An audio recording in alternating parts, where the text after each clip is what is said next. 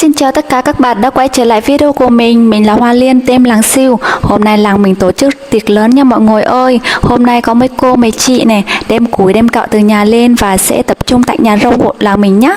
Các bạn có biết những thứ này sẽ làm gì không? Sau khi tổ chức sắp xếp lại các thôn làng mới, làng mình chính thức đổi tên thành làng Hờ Lăng Ngo, cùng có 4 làng gộp lại nha.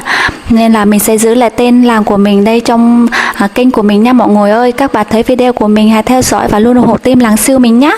Bật mí với các bạn, hôm nay là ngày làng mình tổ chức ăn tiệc chia tay ban ngành cũ và cũng như là ăn mừng các ban ngành mới.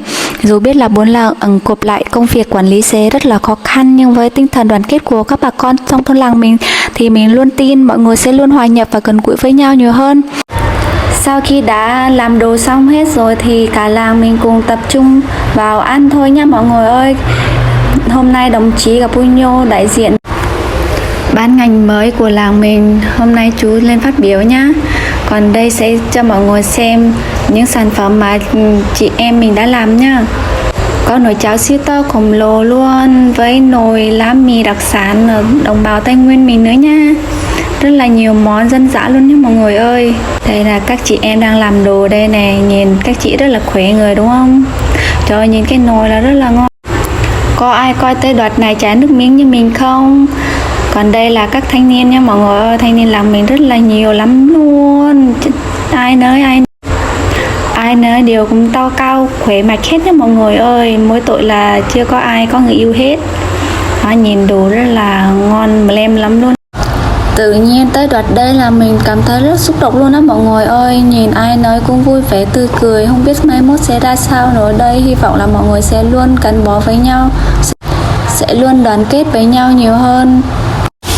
Ăn uống xong rồi thì mấy cô, mấy chị, mấy anh, mấy chú cùng lên biểu diễn những ca khúc, những bài ca đậm chất Tây Nguyên ấy mọi người ơi. Chỗ này mình xin phép không có để nhạc, tại vì mình bị sợ đánh bản quyền lắm, nên mọi người thông cảm nha, nghe em lồng tiếng thôi. Chúc mọi người xem video vui vẻ và luôn ủng hộ kênh tem làng siêu em nha.